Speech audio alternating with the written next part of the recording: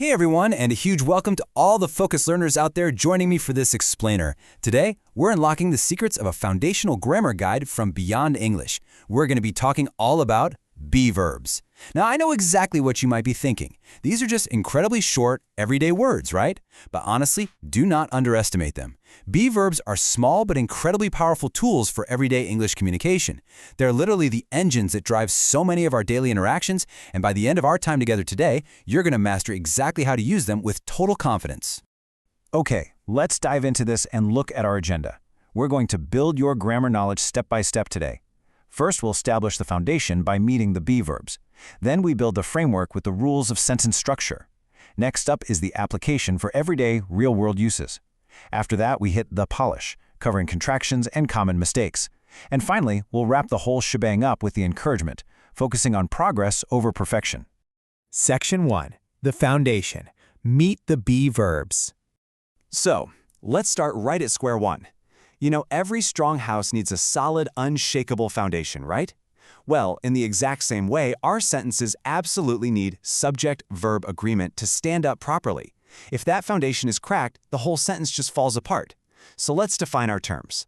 Be verbs are small but super powerful words, specifically am, is, and are. We use them to describe people, places, and things in the present tense. If you want to talk about who you are, where you are, or what something looks like right now, you need these words. These three tiny words are the absolute core of the English present tense. And this brilliantly illustrates how subject-verb agreement actually works in practice. Take a look at this pattern. It's like a giant puzzle, and the verb you choose has to perfectly match the subject pronoun. We use am strictly for statements about oneself. I am excited. We use is when we talk about one other person or thing, he, she, it, or singular nouns, like she is intelligent. And we use are to talk about more than one person or thing, you, we, they, and plural nouns, like they are new. Once your eyes and ears catch this pattern, everything else just starts to fall right into place. Section 2. The Framework. Rules of Sentence Structure. All right, now that we have our foundational blocks, am, is, and are, it's time to build the actual framework of a sentence. This is where we learn how to snap the pieces together in the correct order. First up is the affirmative statement. This is just your basic positive fact. Look at the formula here. Subject plus be verb plus other information. For example, I am happy. Let's build some muscle memory right now. Just quietly say that pattern to yourself along with me. Subject, be verb, other information. I am happy. See? It's beautifully simple. Let's move to and see how this builds when we want to express the exact opposite. Creating a negative statement is incredibly straightforward. The framework stays exactly the same, but we just drop the word not right after the be verb.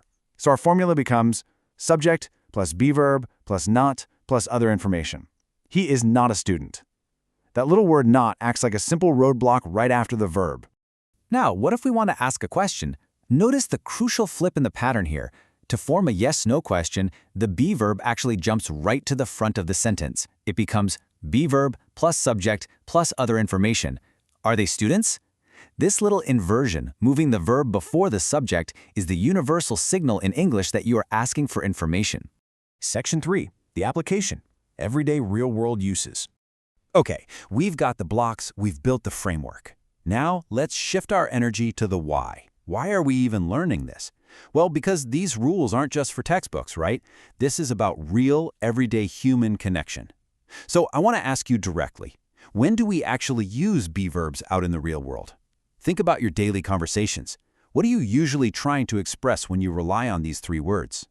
Well, the source material gives us 7 incredible answers.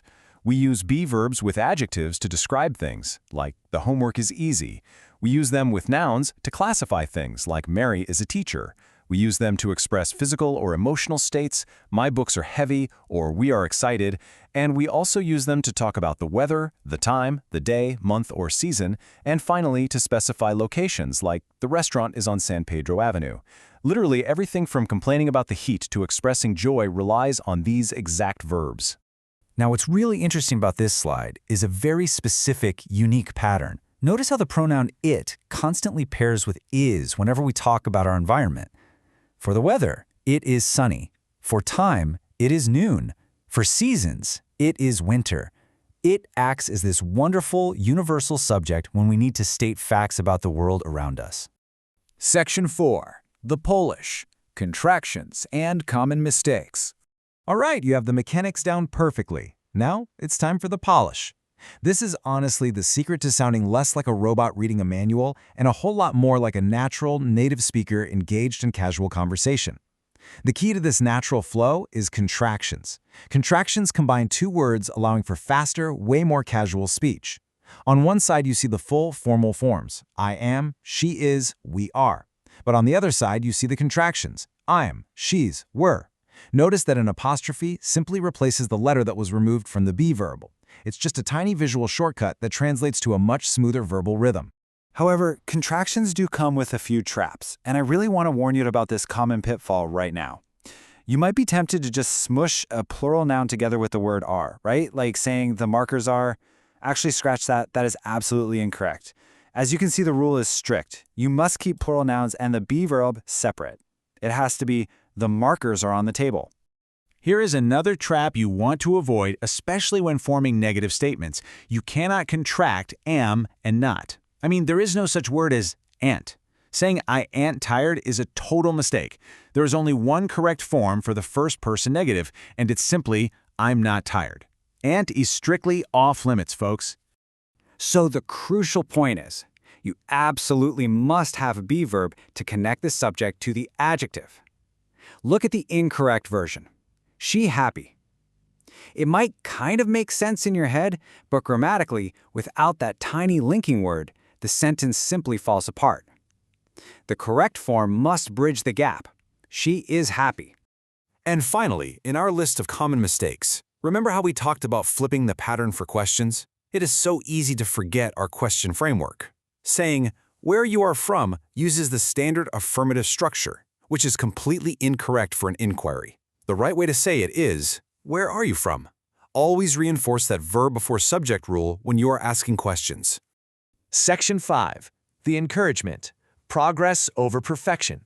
We've covered a ton of ground today, from foundations to formulas to fixes. But as we move into our final section, I want to slow the pace down just a bit. It's time for some encouragement, because grammar isn't just about memorizing rules. It's about the journey of learning itself. The source material leaves us with this wonderful reminder. Learning a language is not about perfection. It's about progress. I want you to really take that in. Making mistakes, like forgetting a contraction or messing up subject-verb agreement, is a completely natural part of the process. Every single time you try, every time you correct yourself, you are unlocking new opportunities and deeper connections. Trust your process. So, I leave you with this final thought. Which real-world be verb pattern will you practice in conversation today? Will you describe the weather using it is? Will you casually use a contraction like I'm or there? Go out there, test out your new skills in the real world, and absolutely do not be afraid to make a little progress today. Thank you so much for joining me on this explainer, and happy learning.